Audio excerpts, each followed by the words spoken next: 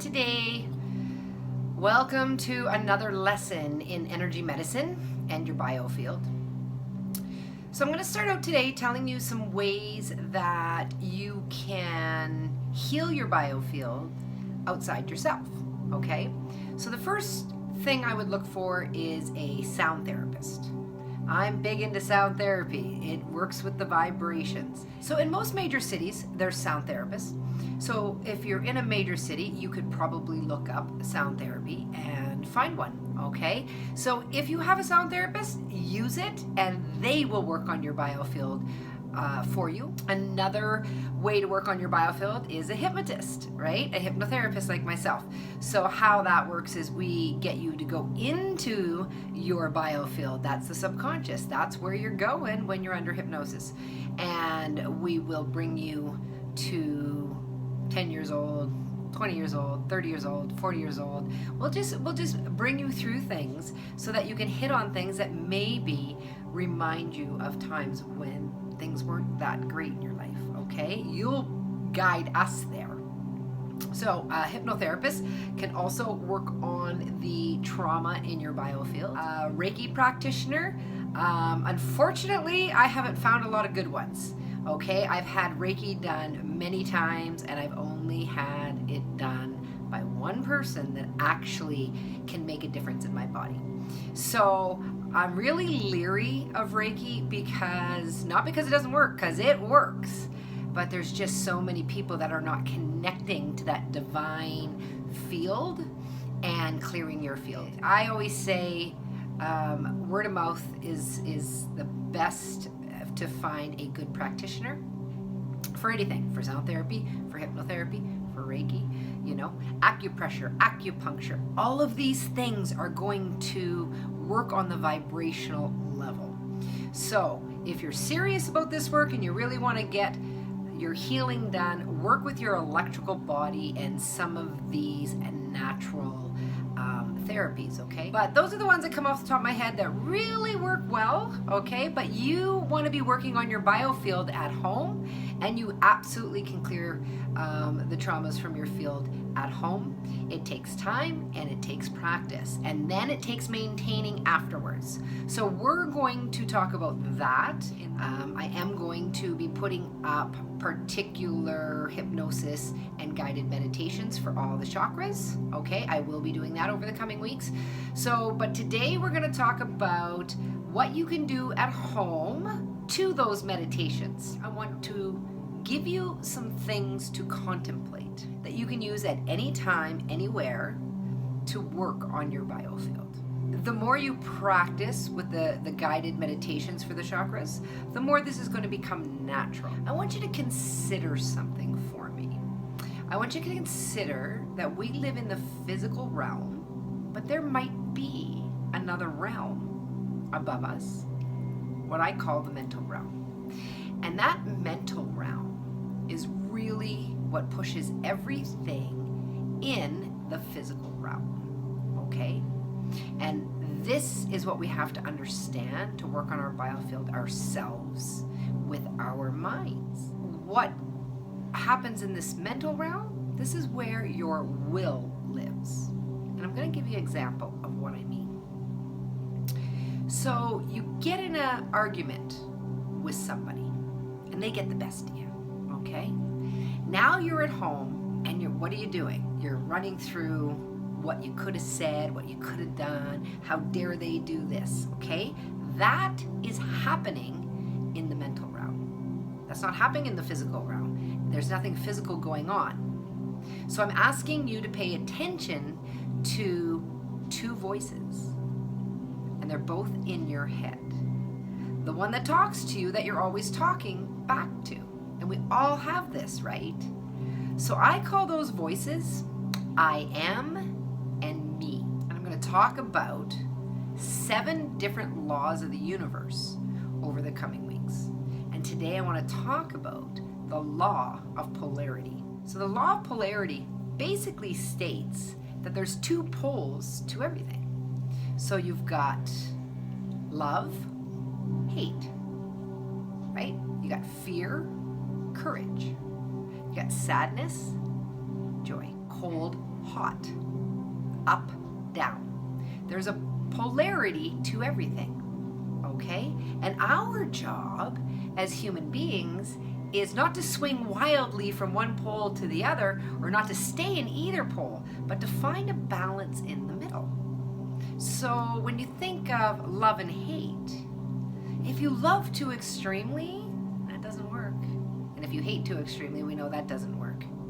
And there's not much difference between love and hate, because if you bring the love towards the hate and the hate towards the love, it's really hard to get to that place where love is now hate and hate is now love. When it meets in the middle, it's very, very similar. Okay, you really don't have a measurement of when one or the other happens. And we call this, in the work I do, a degree. So everything in the universe is just simply maybe separated by a degree. So think of temperature. Temperature is just one thing, right? It's just one thing. But the scale of temperature has degrees. Cold goes up, hot goes down, and they meet in the middle.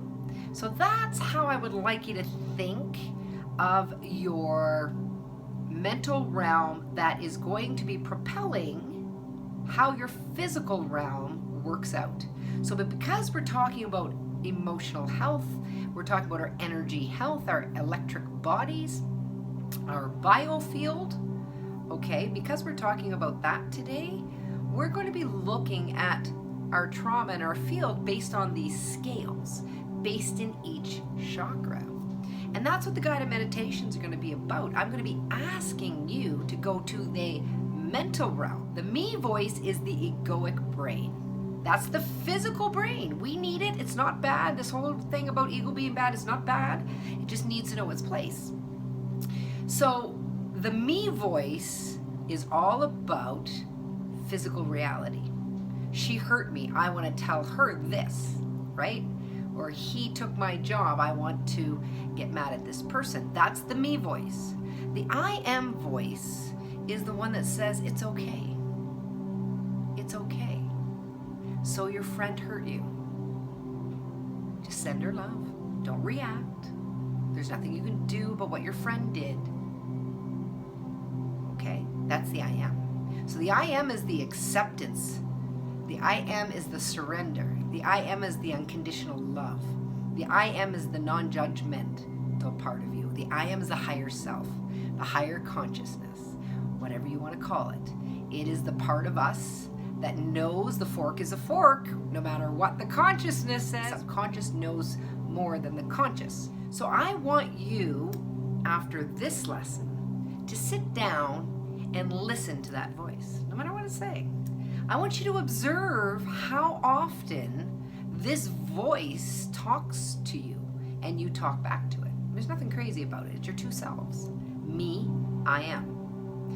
And the first thing on the list to start working on your biofield is to see what's in it. Usually that voice gives you a hint, okay?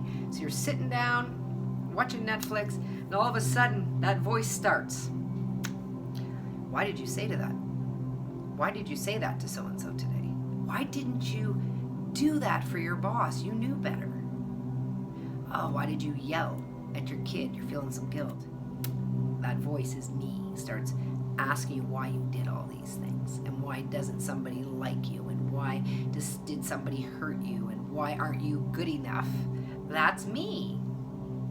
Okay? And I want you to listen to me, because that's important to know where you are at in this emotional health journey. What is that voice saying to you? Or is that voice telling you you're amazing, you're better than everybody, and everybody can fuck off? I don't know what your voice says, but you need to get familiar with what your voice says. So that's the first thing you're going to do at home when you have some time. Start paying attention every time you're thinking something without consciously thinking. You're just watching TV, you're just driving, you're just making supper. What is in your head? And I need you to write it down. You should have a journal by now writing down notes on some of the things you're learning. Write down. And don't judge yourself, and this isn't for anybody else to see, so don't be embarrassed about what this voice might be telling you. Write it down. And do this for like a week. Do this till I see you next week, right? And see what that voice is telling you. Remember when I talked about the Law of Polarity? We're still really talking about it. The me is over here, and the I am is over here. And what we're going to do in the coming months, as we go through so many things to learn about your electric body and things about your health that you've probably possibly not heard about before, as we do this, your goal is going to be to will the me to stop. And that happens in that mental realm I talked about earlier. That is where you come above the physical realm and you say, I don't want to be mad at my friend. It doesn't matter, they hurt me. I'm better than that. You got to find a way to mentally work on bringing it to the center. And you got to mentally work on letting go of the me, because the me will always destroy you, because the me is only interested in the physical world. It doesn't have any depth to it. It doesn't care if it hurts people. It is your ego to keep you safe. It's the voice to say, don't touch the hot stove. Ooh, that person's creepy. Don't go out on a date with him. That's what the me is for. It's to help us navigate a scary physical world. The I am is to do everything else. And unfortunately, we've switched it. Over time, we've allowed our egoic brain to tell us to be fearful of everything. Watch out, watch out, watch out. It's completely taking control. The me is taking control. And the I am is over here frozen. So what we're going to do in the coming weeks is talk about that, say, 1 to 10 scale between love and hate, sad and joy, fear and courage. We're going to talk about that mental realm it exists in. So in the coming weeks, I'm going to put some guided meditations together to help you lift you up to that mental realm, to let go of the physical realm. Okay? And we're going to work on one chakra at a time. So if you're someone with lower body pain, you're really going to spend a lot of time on that root chakra meditation. It's going to talk about the things that are in that root chakra, that primal energy, that ancestry, okay, that foundation. And we're going to work with the mental realm on each chakra individually. And you're going to sit in some stuff. And it's going to hopefully lead you to see if you have some pain or some emotions or some trauma in this area. All right. My whole goal through this energy medicine and your biofield is get you to heal yourself. This is the way that costs no money. This is the way you heal yourself. And the reason why I really promote doing this at home is because then you can do it anywhere and you can do it at any time. You wake up with a cold, you can work in your biofield, right? Or if you know there's something like COVID around, you can work on that in your biofield. Especially when you get to be middle-aged, there's always something that seems to need to be oiled and tweaked. So it's really nice if you can spend an hour a couple of days a week. Myself, I do this every day, but I'm kind of a nut and this is what I do. This is my work. It's not my hobby. This is what I love to do.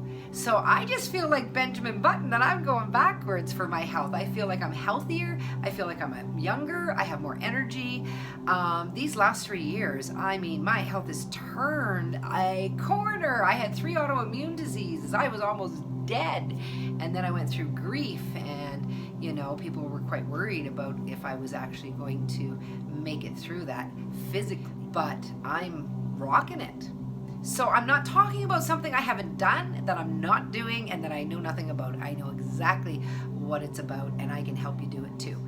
And I think that's about it. So like, subscribe, share like usual, and you can follow me on Facebook at Kimberly.empath or join my Facebook group, All Things Afterlife. And we'll see you soon. Thanks for watching.